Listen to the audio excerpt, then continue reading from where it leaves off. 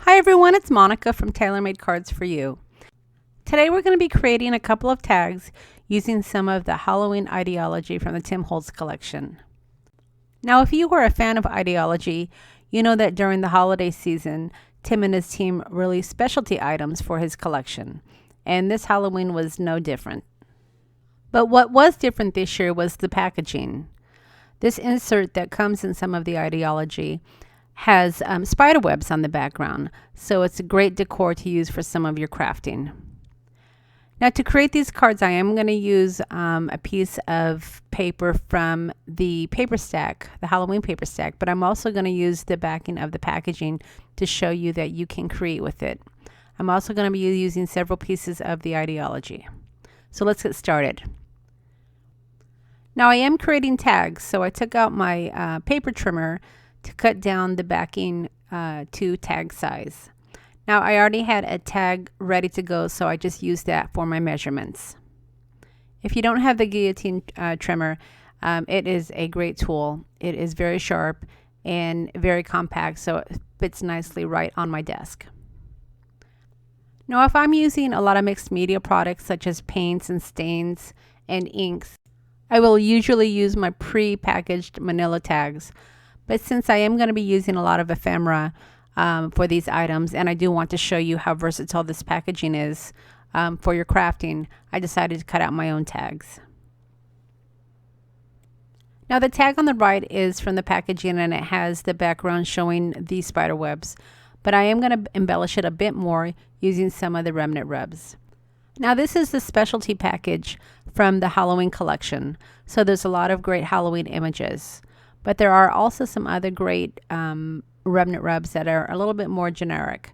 They have great numbers, great images, so don't be afraid to mix and match. Now typically when I use my remnant rubs, I'll cut out the pieces that I want to use, but I've seen several people adhere them directly from the panel, so I thought I would give it a try. So I'm going to tell you the good and the bad and the ugly about this. So the good is that you don't have to cut it. So you don't have to worry about getting your little scissors and cutting around all the images that you want. The bad part is these remnant rubs are sticky. So if you're not careful, you may end up with additional images on your cardstock that you were intending to use. Now because I am just creating a background, I really wasn't too concerned about that.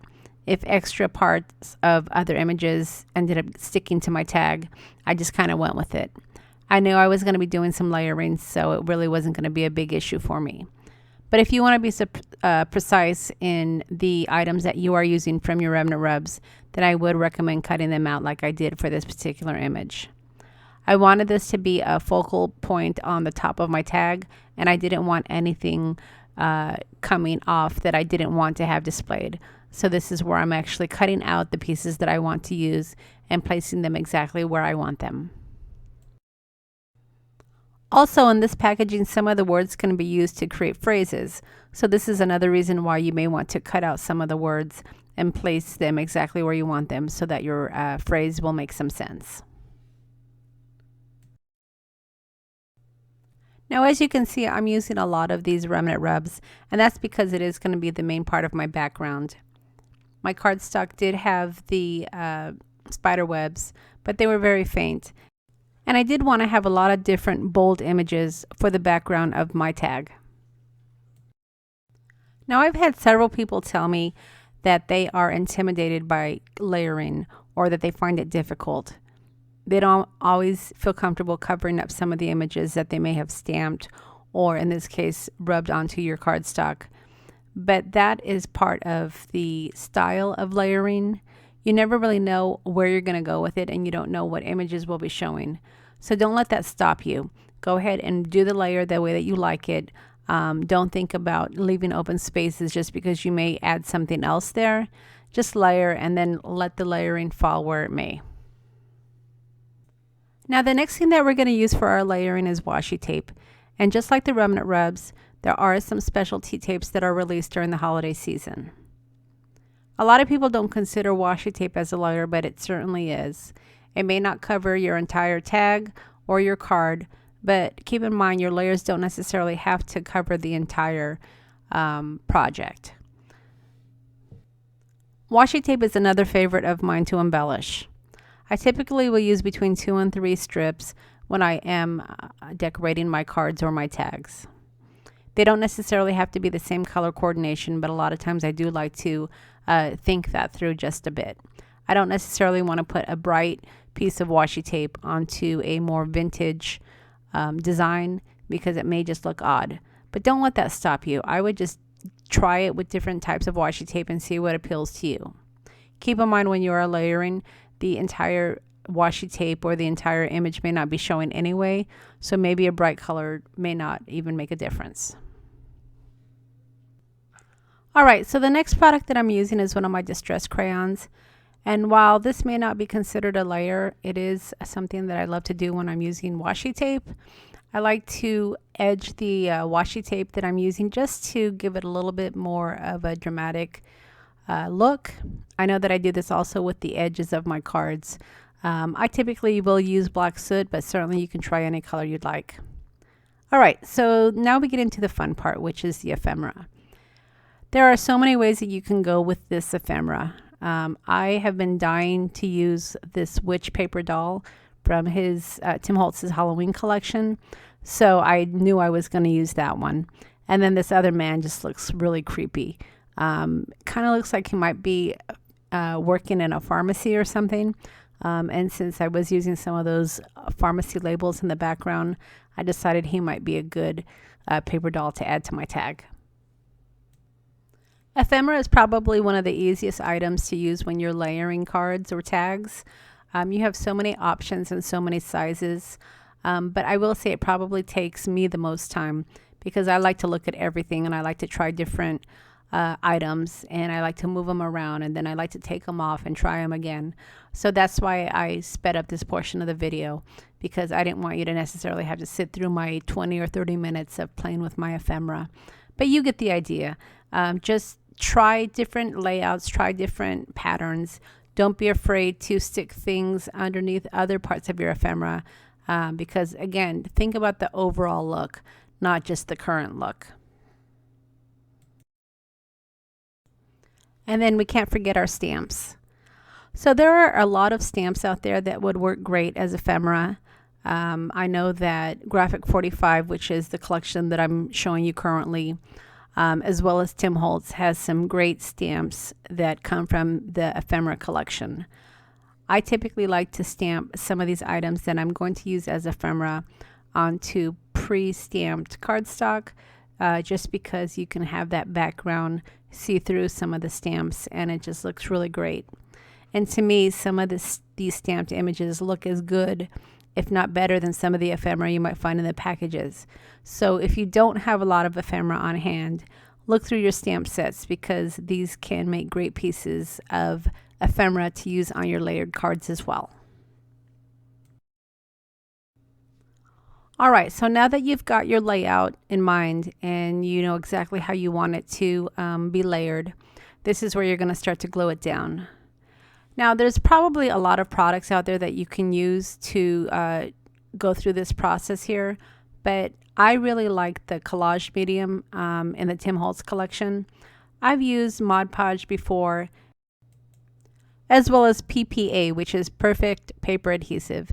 And those will work fine. I just tend to typically go to my collage medium. Now, if I'm making a bigger project, I probably would use my Mod Podge.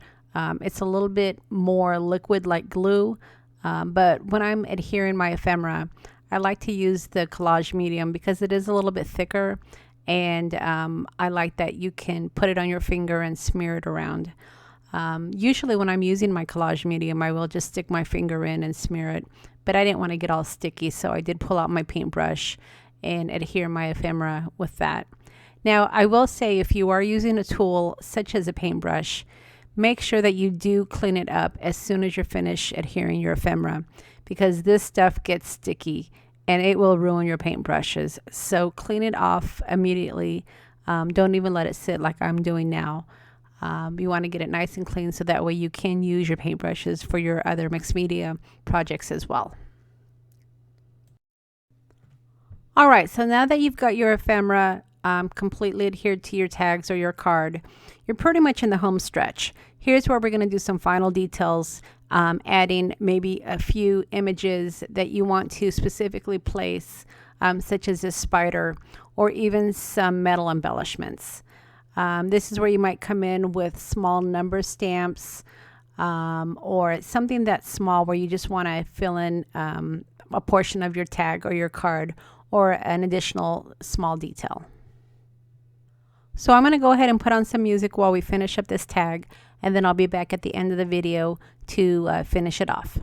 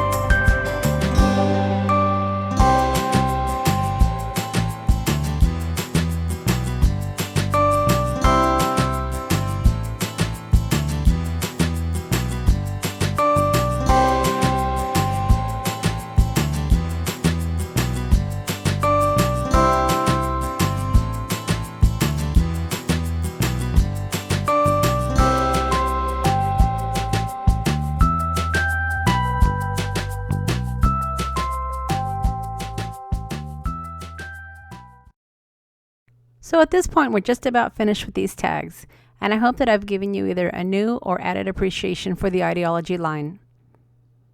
There are so many options in creating with the Idea-ology line, and I hope that I've given you some ideas in this video for creating with them this Halloween season, and additional ideas for embellishing your cards and tags.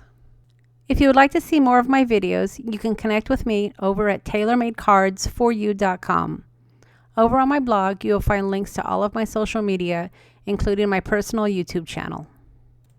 For your convenience, I included a list of all the products that I've used in this video, along with the links to the stores. Now, if you've enjoyed the video, I would sure appreciate a thumbs up, and feel free to share it amongst your friends. I would also love to hear from you in the comments. Let me know what your favorite product is in the Idea-ology line. All right, everyone, thanks for stopping by, and happy crafting. We'll see you again next time.